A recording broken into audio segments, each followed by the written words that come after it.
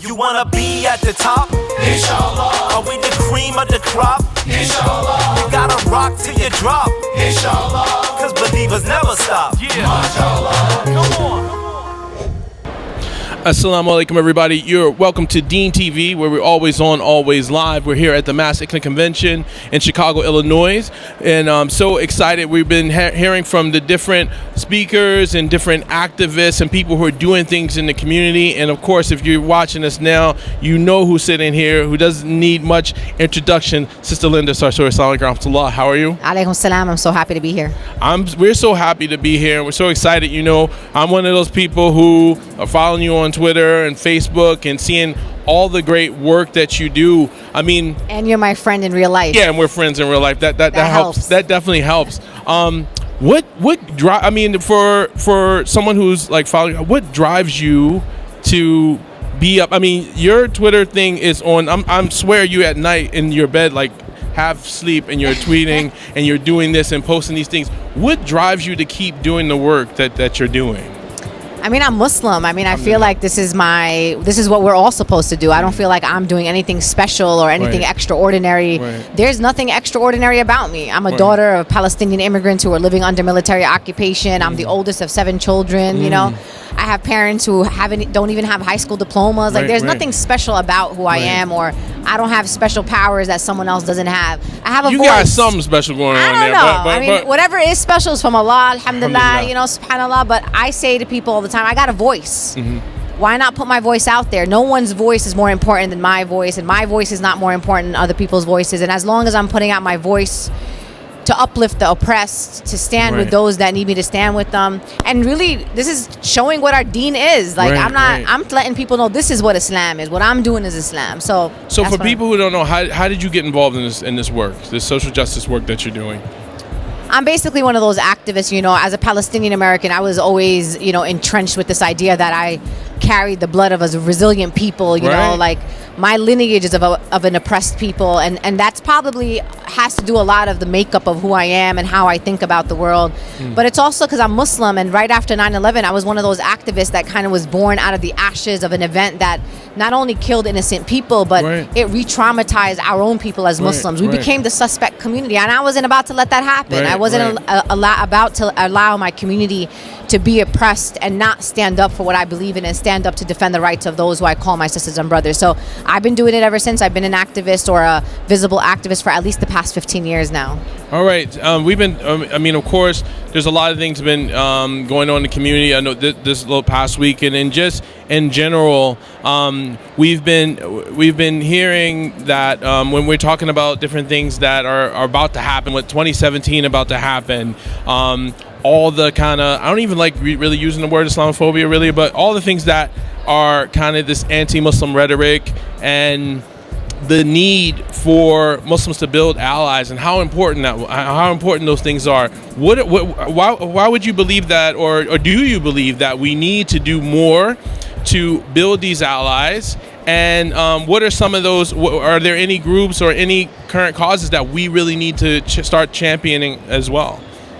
So you want to know my true answer, Naeem? You really want to know what I really think? DeenTV is trying to get to the heart of the matter. Okay, so the heart of the matter is this. All right. Ready? Ready. We got 99 problems in the Muslim community, and Islamophobia ain't even on my top 99. Okay.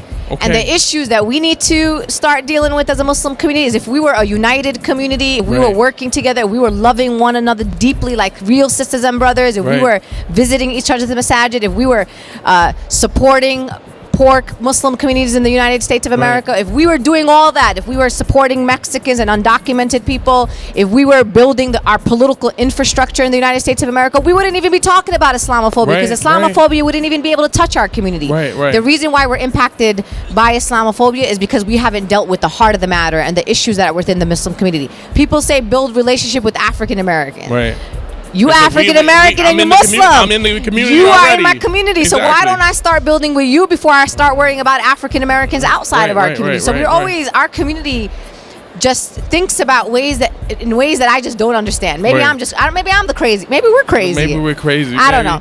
But I really think, brother, like unity in the Muslim community, and not just stand together at a conference or stand together in a press conference. I'm talking about deep, transformative relationships where I say I'm ready to die for my brother Naeem, and Naeem says same for you, Sister Linda. Of course. Guess what? Ain't no Islamophobe, ain't no xenophobe, ain't no fascist in the White House could do nothing to our community. That's why we're afraid, because we're not united. Right. I think one of the things I think helps, my younger brother, people know my younger brother, Tariq Torre, does a lot of writing. And one of the pieces that he wrote talked about, I guess, like shared experiences, and they don't always go both ways. That maybe the African American community within the Muslim community comes to an event that's not predominantly African American, and visits and takes part, but it's not always both ways, and just the need for there to be shared experiences. So you come in the environments that I'm most comfortable with, that you understand our situation. I mean, how do you feel about that shared experience that we need on all sides? And it's not just African American, it can be different, like the Latino brothers and sisters are feeling left out. We just had the brother with the disabilities, they're feeling left out. With the shared experience, how important is that for us to share these genuinely? It's not only important, it's Islam, it's ummah. You talk about ummah, what does the ummah mean, right? If you want to go back to the days of our beloved Prophet Muhammad sallallahu alaihi wasallam, we easily talk about the sunnah. Everybody's like the sunnah of the Prophet, Sister Linda. Are you following the sunnah of the Prophet? Exactly. Our beloved Prophet would be intentional about including everyone, right? And he would be the one to seek out those who don't feel included and make sure that they feel important, loved, and embraced in spaces. So if your Prophet did that, why are you not doing that? And then you're still calling yourself a Muslim. So for me, it's, if people want to talk about, the ones that want to go back to traditionalist Islam, like, let's take it back. Take it back. Let's take it back then. Exactly. No barriers between women and men in the mosques, right? Inclusivity in the mosque. Our beloved Prophet elevated the black man. Always. That was his thing. When people said, "Oh, I need to look for a husband for my daughter," right? He would put forth black slaves who were just recently given freedom and say, "Here is a mu'min. Here is a man who believes in God. Here's a man that is following Salat al-Mustaqim." That's the kind of husband that you should be looking for your daughter, not based on his ethnicity or on his race or on his, whether or not he has a high income or low income. And here we're basically going back to the days of the Jahiliyyah, like in 2016. So I don't know, brother. So going back to those bases, going back to those things, and not just being statements of unity, but real proof of it, that we feel comfortable amongst each other in our own skin. Islam has never been a religion of statements and a book or letters in a book. It has always been a religion of action. It is a way of life. It's not just read a book and go to bed at night and pray. It's about every single day, everything you do is emulating the words that you read in that book. So if you're not doing that, then we're not being fully Muslim. What would you say? Maybe some small steps. Some people need baby steps to this. I know, but you're about real change, making it happen. Let's stop messing around. But some people, you gotta spoon feed them. What are some small things that people could be doing to make this community more inclusive of each other, aware of each other, and understanding each other's needs? It's very simple. I'm all about the basics. I'm an organizer. I'm not a philosophist. I'm not a theologian. I want real tangible things. I tell people all the time, if you pray in a particular mosque on Friday, right? So what if next Friday you choose to drive an extra 10 minutes and instead of going to the Arab Masjid, you go to the Black Masjid or the Pakistani Masjid or the Southeast Asian Masjid or the Albanian Masjid. Show up in other people's spaces, pray with them, stand side by side with them. Just that simple act in of itself is really powerful, and it actually means a lot to the people that you're going to visit. If you're in an MSA and you're starting an MSA, or you just started the semester, look around the table. Are there black Muslims there?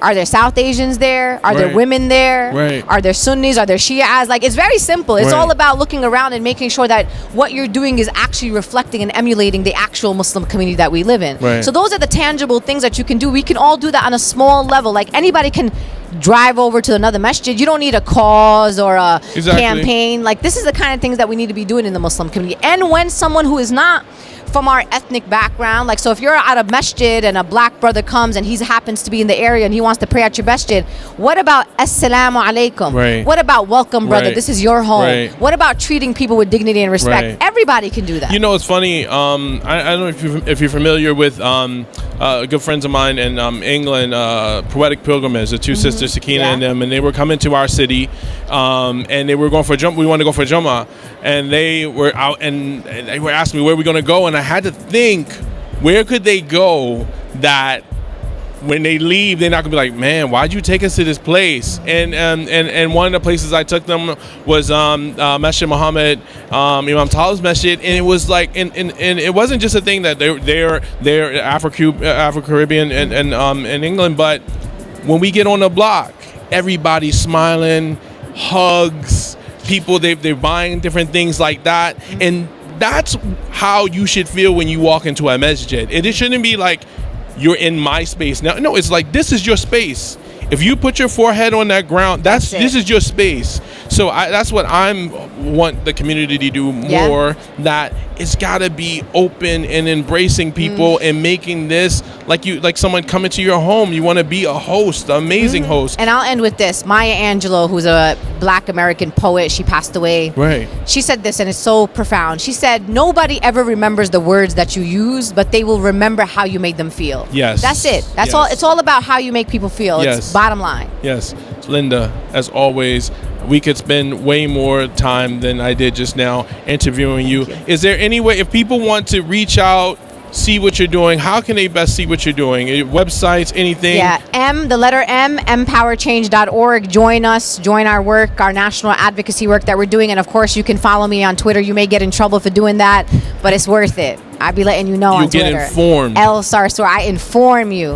And also your show on Goodcast. Yes, goodcast.net, The Sarsour Show. Check it out. Informative, keep you informed. All right, Linda, keep doing what you're doing. Thank you, brother. And you guys keep watching DeenTV. Always on, always live.